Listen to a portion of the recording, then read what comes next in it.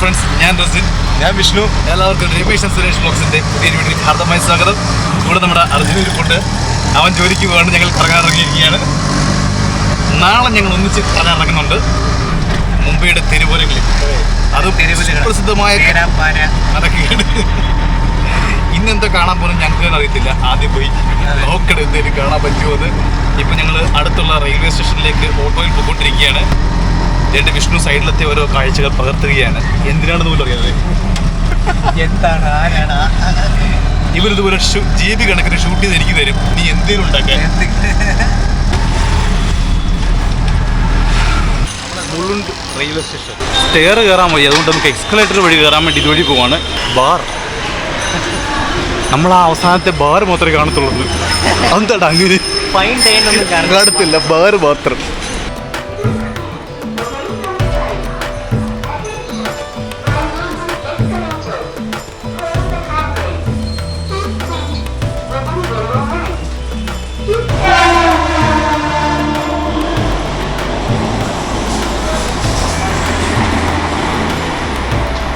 സുഹൃത്തുക്കളെ, ഇവിടെ നമുക്ക് ഓട്ടോമാറ്റിക്കായി ടിക്കറ്റ് ബുക്ക് ചെയ്യാനൊക്കുന്ന ടിക്കറ്റ് എടുക്കുന്ന മെഷീൻ ഇവിടെ മുഴുവൻ റെയിൽവേ സ്റ്റേഷനിൽ. ഇത് വിഷ്ണു ട്രൈ ചെയ്ത് നോക്കുവാണ് എങ്ങനെയാണെന്ന്. ഈ ലൈൻ ആറ്റ് അവസാനിക്കുന്നത് സി ശിവാജി അഥവാ CS താഴത്തെ. Change journey details. 2 പേര്, അല്ല 2 അഡൽട്സ്. പേ യൂസിങ് UPI ആപ്പ്. ഭയങ്കര ഫാസ്റ്റ് കേട്ടോ. 30 രൂപ. Please collect your ticket. Ticket ready. അങ്ങനെ വിഷ്ണു ടിക്കറ്റ് എടുക്കാൻ പഠിച്ചു. അപ്പം അങ്ങനെ ആദ്യമായിട്ട് ഞങ്ങൾ തന്നെ ടിക്കറ്റ് ബുക്ക് ചെയ്തുകൊണ്ട് ക്യൂ നിൽക്കേണ്ടി വന്നില്ല. സൗകര്യമാണ് ഈ സംഭവം. അതെ, മാത്രമല്ല ഈസി പേയ്മെൻറ്റ് മെത്തേഡുകളും. ഈ ട്രെയിൻ നമുക്ക് പോകാനൊക്കുമായിരുന്നു തോന്നുന്നു, പക്ഷേ ഭാഗ്യത്തിന് പോകാനൊക്കത്തില്ല. ഇവിടെ പേ ചെയ്യുന്നേ ഉള്ളൂ. പൈസ വണ്ടി വിട്ട് കഴിഞ്ഞു. ഡോണ്ട് വറി, ഇനിയിപ്പോൾ ധൃതിയില്ല, വണ്ടി വിട്ട് കഴിഞ്ഞു. നമുക്ക് അടുത്ത വണ്ടിക്ക് വേണ്ടി വെയിറ്റ് ചെയ്യാം. നമുക്കിതേ പോകാനൊക്കെ തോന്നുന്നു. അടുത്ത വണ്ടി വന്നിട്ടുണ്ട്. പടപടാ പുതിയ വണ്ടികൾ വരുന്നത്. അതെ, മുംബൈ CSMT. എന്നാലും ചോദിച്ചിട്ട് കയറുന്നതായിരിക്കും നല്ലതെന്ന് തോന്നുന്നു. അത്യാവശ്യം നല്ല ആളുണ്ട്.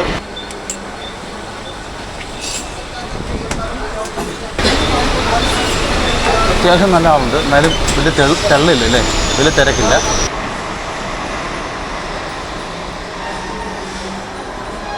പക്ഷേ നമ്മുടെ മുകളിൽ വെച്ചിരിക്കുന്ന ഫാനുകൾ നല്ല ചൂട് കാറ്റ് അടിച്ചുവിട്ടുകൊണ്ടിരിക്കുന്നത്. അത് നല്ല ഉണക്കി വിടുന്ന കാറ്റ്.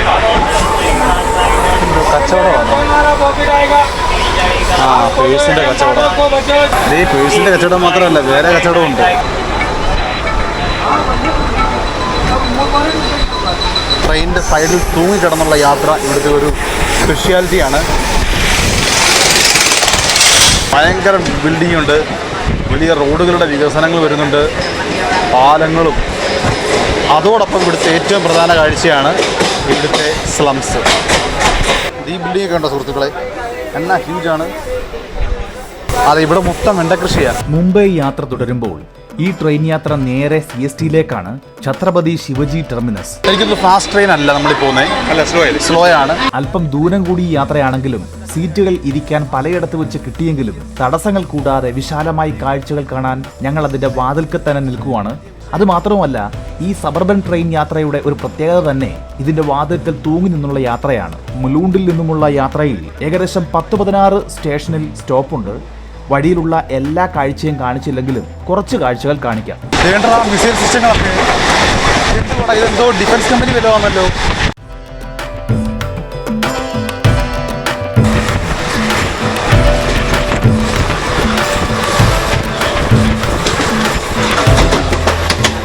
സ്ലംസും ഫ്ലാറ്റും ഒക്കെ ഇടകലർന്ന് നിൽക്കുകയാണ്. ഇതെല്ലാം സ്ലംസാണ്. ഇത് മേളിൽ നിന്നുള്ള കാഴ്ച കണ്ടാലേ ശരിക്കും എൻ്റെ ഭീകരത മനസ്സിലാകത്തുള്ളൂ. മൊത്തം ഷീറ്റ് കൊണ്ടൊക്കെ ഉണ്ടാക്കിക്കുന്ന പേര, ഇരുമ്പ് കമ്പിയിലൊക്കെയാണ് ഫ്ലോർ നിൽക്കുന്നത്. അപ്പം നമ്മൾ ഇന്ന് കാണാൻ പോകുന്ന സ്ഥലം എന്ന് പറഞ്ഞാൽ ഈ CSMT-യിലെ ചില അടിപൊളി കാഴ്ചകളാണ്. പ്രധാനമായ കുറച്ച് കാഴ്ചകൾ. എന്നാൽ അതിപ്രധാനമായ കാഴ്ചകൾ നമുക്ക് നാളെ വരുന്ന ദിവസം നമുക്ക് ചെയ്യാം. ഇത് AC ട്രെയിനാണ്.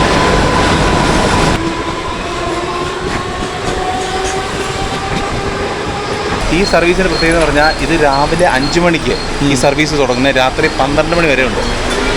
ഈ സബർബൻ ട്രെയിൻ. അപ്പോൾ അതിനകത്തിന് ഓപ്ഷൻസ് ഉണ്ട്, ഫാസ്റ്റ്, സ്ലോ, AC.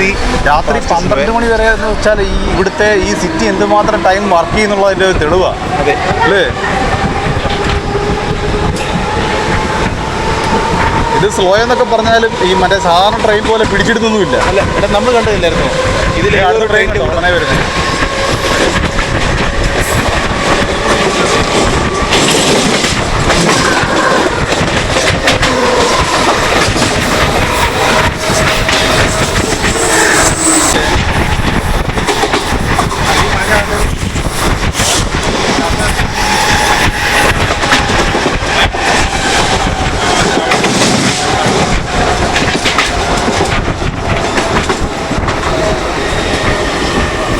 വലിയ ബഹുനില കെട്ടിടങ്ങളും അവിടുത്തെ നിൽക്കുന്ന വലിയ ക്രെയിനുകളുണ്ട്, ഹ്യൂജ് ക്രെയിനുകൾ. അത് കെയർ ചെയ്തിട്ടുണ്ട് കേട്ടോ. വലിയ പണിയാണ്. അത് റെയിൽവേയുടെ തന്നെ നല്ല ഇൻഡസ്ട്രി ആയിരിക്കും മേ ബി കണ്ടിട്ട്. അതെ അതെ അതെ, ചെറിയ പൂക്കൾ ചെടികളൊക്കെ വെച്ച് പിടിപ്പിച്ചിട്ടുണ്ട് ഇവിടെ. ഇവിടെ എല്ലാം ചെറിയ ഗാർഡൻ ഇരിക്കിയിട്ടുണ്ട്. അത് കൊള്ളാം അല്ലേ? നാടനുണ്ട്. അതുകൊണ്ട് അല്ലാത്ത സ്ഥലങ്ങളൊക്കെ ആൾക്കാർ കൃഷി ചെയ്ത് ഉപയോഗിക്കുന്നുണ്ട്.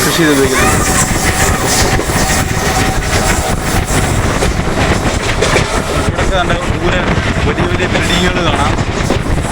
ഇതിൻ്റെ മൊത്തം വേസ്റ്റ് നിറച്ച ചാക്കുകളാണ് നിരത്തിയിരിക്കുന്നത്. Holy shit. ഇതൊരു സ്റ്റേഷനാണ്. അപ്പുറത്തെ വഴി ആളിറങ്ങുന്നുണ്ട്. ഇപ്പോൾ ആൾ ഇച്ചിരി കുറഞ്ഞു, പക്ഷേ അതുപോലെ തന്നെ ആൾ കയറുന്നുണ്ട്. അത് ഇച്ചിരി കുറവാണ്. ഉണ്ടോ? ഇങ്ങനെയാണ് സ്വന്തമായിട്ട് പ്രൈവസി മെയിൻറ്റെയിൻ ചെയ്യേണ്ടത്. നമുക്ക് തന്നെ നമ്മുടെ പ്രൈവസി ക്രിയേറ്റ് ചെയ്ത് ഇങ്ങനെയാണ്. ഭയങ്കര രസമാണ് കാഴ്ചയെ കാണാൻ. പക്ഷേ എല്ലാത്തിനും ഒരു മറുപുറമുണ്ട്. That's reality. ഇന്ത്യ എന്ന് കേൾക്കുമ്പോൾ ഏറ്റവും കൂടുതൽ ഫോറിനേഴ്സ് പറയുന്നൊരു കാര്യം കറിയാണ്. അത് കറി റോഡ്. ഈ പെയിൻ്റ് അടിച്ച മതിലിനപ്പുറത്ത് എന്തോ ശവക്കല്ലറയാണ് തോന്നുന്നു കേട്ടോ. ഏതോ പഴയ ശവക്കോട്ട വല്ലതും ആയിരിക്കും. ഗൂഗിൾ മാപ്പിന് അത് വിഷ്ണു നോക്കുവാണ് ഈ ലൊക്കേഷൻ വെച്ച് നോക്കാനാണ്. കണ്ടോ, നടുക്ക് ഇതുപോലെ പൂക്കളും ചെടികളൊക്കെ വെച്ച് മനോഹരമാക്കിയിട്ടുണ്ട് സ്ഥലം. സുഹൃത്തുക്കളെ, കാണുന്ന ജ്യൂസിൻ്റെ ശവക്കോട്ടയാണ്. അവിടെ കാണുന്ന ഒരു മോനുമെൻറ്റിനകത്ത് ഈ ജ്യൂസിൻ്റെ ഒരു സ്റ്റാർ കാണുന്നുണ്ട്. അത് എഴുതിയേക്കുന്ന പേര് ജാക്ക് വൂൾഫ് എന്നാണ്. എൻ്റെ ഈ ഭാഗത്ത് കാണുന്ന ഒരു വെള്ള ശവക്കോട്ടയ്ക്കകത്തുണ്ട്. ആ മോനുമെൻ്റ് തൊട്ട് ഫ്രണ്ടിൽ കാണുന്ന ഒരു വെള്ള ശവക്കോട്ടയുടെ ഫലകത്തെ എഴുതിയിട്ടുണ്ട് ജാക്ക് വൂൾഫ് എന്ന്. അതിൻ്റെ മണ്ടയ്ക്കൊരു ജ്യൂസിൻ്റെ സിമ്പിളായ സ്റ്റാറുണ്ട്. മിക്കവാറും അത് ഈ യഹൂദന്മാരുടെ ശവക്കോട്ടയായിരിക്കും. ജ്യൂസിൻ്റെ മൊത്ത ശവക്കോട്ട. എൻ്റെ അപ്പുറത്ത് തന്നെ വലിയ ഫ്ലാറ്റുകളുണ്ട്. ചിൻച്പൊക്ലി, ബൈക്കുല എന്നീ പേരുള്ള റെയിൽവേ സ്റ്റേഷന്റെ ഇടയിലാണ് ഈ സ്ഥലമുള്ളത്. യാത്രയിൽ സംശയിച്ചതുപോലെ ഇതൊരു ജൂവിഷ് സെമെട്രിയാണ്.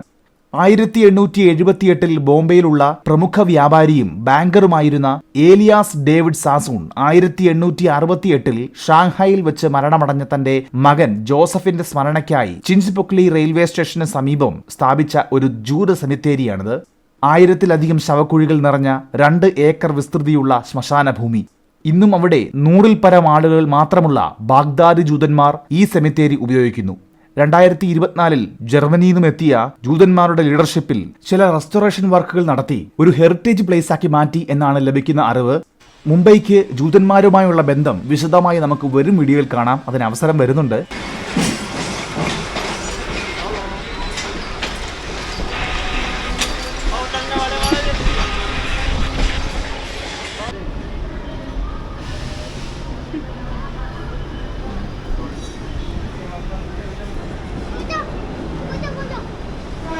അങ്ങനെ കുറെ കാഴ്ചകൾക്ക് ശേഷം CSMT അഥവാ ഛത്രപതി ശിവജി മഹാരാജ് ടെർമിനസ് റെയിൽവേ സ്റ്റേഷനിൽ ഇറങ്ങി. അതിമനോഹരമായ ബൃഹത്തായ ബ്രഹ്മാണ്ഡമായ ഒരു സ്റ്റേഷൻ. ചെന്നൈയിലെ സെൻട്രൽ റെയിൽവേ സ്റ്റേഷനേക്കാളും വലുത്. കാണാം ഇതിന്റെ കൂടുതൽ വിശേഷങ്ങളും കാഴ്ചകളും. ട്രെയിൻ തിരിച്ചു പോവാണ്. നമ്മളെ കൊണ്ട് വന്നതാണ് കേട്ടോ. നമ്മളെ മാത്രമല്ല, ഒത്തിരി പേരെയും കൊണ്ടാണ് വന്നത്. AC ട്രെയിനിൽ നിന്ന് ആൾക്കാർ ഇറങ്ങിക്കൊണ്ടിരിക്കുകയാണ്. AC ട്രെയിനിൻ്റെ പ്രത്യേകത ഉണ്ടല്ലേ, മൊത്തം പരസ്യം ചെയ്തിരിക്കുകയാണ്. അതുകൊണ്ട് തന്നെ പോസ്റ്റർ കുറച്ചോടാൻ കഴിയുമായിരിക്കും. ഇങ്ങനെയൊക്കെയുള്ള വരുമാനമല്ലേ. കാണുന്നത് ഒരു ഹ്യൂജ് ഒരു ക്ലോക്കാണ്. മുംബൈ നഗരവാസികളുടെ ജീവിതത്തിന്റെ അവിഭാജ്യ ഘടകം. മധ്യ റെയിൽവേയുടെ ആസ്ഥാനം.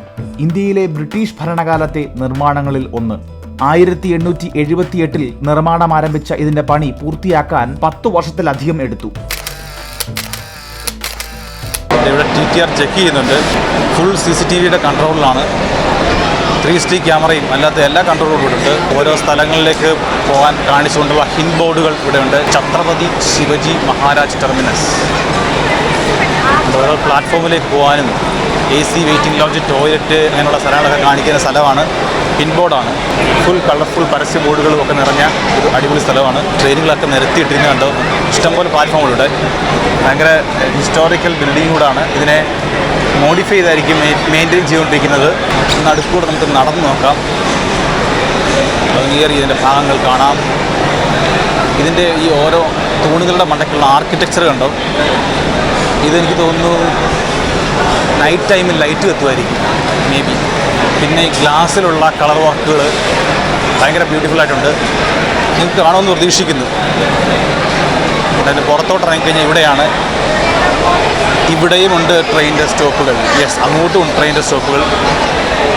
അതിനകത്തുള്ള വിഷൻ നമുക്കൊന്ന് കണ്ടു നോക്കാം.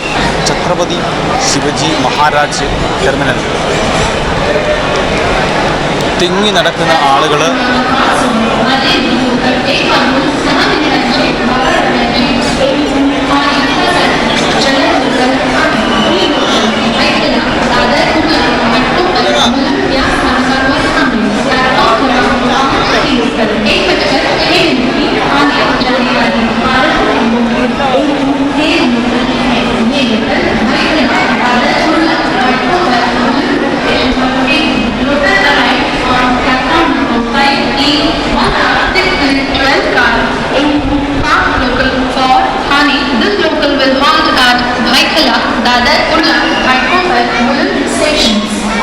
ഇതുപോലെ മുഴങ്ങുന്ന വലിയ ഉച്ചഭാഷണിയുടെ ശബ്ദം, പ്രത്യേകിച്ച് കേൾക്കുന്ന അനൗൺസ്മെൻറ്റുകൾ, പിന്നെ കൂറ്റൻ ഫാന്, പിന്നെ ഇതുപോലെ ചെക്കിംഗ് സിസ്റ്റങ്ങൾ, 360 ക്യാമറകൾ, സെക്യൂരിറ്റി ക്യാമറാസ്, നിർത്തിയിട്ടിരിക്കുന്ന ഒരു കൂട്ടം ട്രെയിനുകൾ, അതിൽ നിന്നിറങ്ങുന്ന ആയിരക്കണക്കിന് യാത്രക്കാർ, വിവിധ ഡ്രസ് സെൻസുകളിൽപ്പെട്ട ഇന്ത്യയുടെ ഒരു ചെറിയൊരു ഭാഗം തന്നെ ഇവിടെ ഉണ്ട്. ഇത് കൂടാതെ സെക്യൂരിറ്റി ഓഫീസേഴ്സ്, പോലീസ്, ഇത് കൂടാതെ പോലീസ് മാത്രമല്ല ഇതുപോലത്തെ പട്ടാളത്തിൻ്റെ യൂണിഫോമുള്ള ഓഫീസേഴ്സുമുണ്ട്. ഇവിടുത്തെ ഒരു പ്രധാന കാഴ്ചയാണ് മൊബൈൽ തോണ്ടിക്കൊണ്ടിരിക്കുന്ന വിഷ്ണു. എന്താണ് അന്വേഷിക്കുന്നത്? ഫുഡ് കഴിക്കാം കേട്ടോ. കേട്ട പാടെ കേൾക്കാത്ത പാടെ അടുത്ത ആവശ്യം നമുക്ക് ഫുഡ് കഴിക്കുക എന്നുള്ളതാണ്. 1:37 ഫുഡ് കഴിച്ചില്ല. വളരെ മോശം. ഫുഡ് കഴിക്കാം. ബ്രിട്ടനിലെ വിക്ടോറിയ രാജ്ഞിയുടെ ബഹുമാനാർത്ഥം വിക്ടോറിയ ടെർമിനസ് എന്നായിരുന്നു ഇതിന്റെ ആദ്യമിട്ട പേര്. 1996 ഇതിന്റെ പേര് ഛത്രപതി ശിവാജി ടെർമിനസ് എന്നാക്കി മാറ്റി. 2017 ഛത്രപതി ശിവജി മഹാരാജ് ടെർമിനസ് എന്ന് പുനർനാമകരണം ചെയ്യപ്പെട്ടു. അതിമനോഹരമാണ് ഇതിന്റെ നിർമ്മിതി. ഇവിടെ വരുന്ന എല്ലാവർക്കും ഇതിന്റെ ഉൾവശങ്ങളെല്ലാം ആ തിരക്കിൽ കാണാൻ പറ്റിയെന്ന് വരില്ല. ഞങ്ങളും പല സമയത്തായിട്ടാണ് കുറേ ഭാഗം കണ്ടത്. അതുമാത്രമല്ല, ഫോട്ടോകളും വീഡിയോകളും പകർത്താൻ വലിയ തടസ്സവും പിന്നീട് ഒരു പോലീസുകാരുടെ ഭാഗത്തു നിന്നുണ്ടായി. ക്യാമറകൾ നിരോധിച്ചുള്ള ബോർഡുകളോ ഒന്നുമില്ല ഇവിടെ. എന്നാൽ നിർഭാഗ്യവശാൽ അങ്ങനെ ഒരു സംഭവം ഉണ്ടായി. അങ്ങനൊരു നിയമം അവിടെ ഉണ്ടെങ്കിൽ അത് ചിലപ്പോൾ സുരക്ഷിതത്വത്തിന്റെ ഭാഗമായി വെച്ചതായിരിക്കാം. കാരണം 2008 നവംബറിൽ ഉണ്ടായ ഭീകരാക്രമണത്തിൽ ഈ സ്റ്റേഷനിൽ 2 ഭീകരന്മാർ യാത്രാവാതിലിലൂടെ കയറി വെടിവെപ്പ് നടത്തി. ആ ആക്രമണത്തിൽ 50-ലധികം ആളുകൾ കൊല്ലപ്പെട്ടു. അപ്പോൾ അങ്ങനെ ഒരു നിയമം ഉണ്ടെങ്കിൽ പോലും അനേകം വ്യത്യസ്ത തരം വീഡിയോകൾ ഇതേ സ്ഥലത്തെപ്പറ്റി സാമൂഹ്യ മാധ്യമങ്ങളിൽ വരുന്നുണ്ട്. ഇന്ന് എല്ലാ മനുഷ്യന്റെ കയ്യിലും മൊബൈലുണ്ട്, സാമൂഹ്യ മാധ്യമങ്ങളിൽ ഇടമുണ്ട്. പ്രൈവസി എന്നത് സ്വപ്നങ്ങളിൽ മാത്രം. അപ്പോൾ മനോഹരമായ ഈ സ്റ്റേഷനിൽ നിന്നും ഞങ്ങൾ പുറത്തേക്ക് ഇറങ്ങുവാണ്. അവിടെ എന്തെല്ലാം കാണാം, എന്തൊക്കെ വാങ്ങാം, എവിടേക്ക് പോകാം കാണാം സുഹൃത്തുക്കളെ. തുടർന്ന് വരുന്ന വീഡിയോകളിൽ ഈ വീഡിയോ നിങ്ങൾക്ക് ഇഷ്ടമായെങ്കിൽ ലൈക്ക് ചെയ്യുക. നിങ്ങളുടെ അഭിപ്രായങ്ങളും നിർദ്ദേശങ്ങളും കമന്റിലൂടെ ഞങ്ങളെ അറിയിക്കൂ. വീഡിയോ മറ്റുള്ളവരിലേക്ക് ഷെയർ ചെയ്യൂ. ചാനൽ സബ്സ്ക്രൈബ് ചെയ്ത് ബെൽ ബട്ടൺ കൂടെ ഇനേബിൾ ചെയ്യൂ. അടുത്ത മനോഹരമായ വീഡിയോയിൽ കാണാം. അതുവരേക്കും ഗുഡ് ബൈ.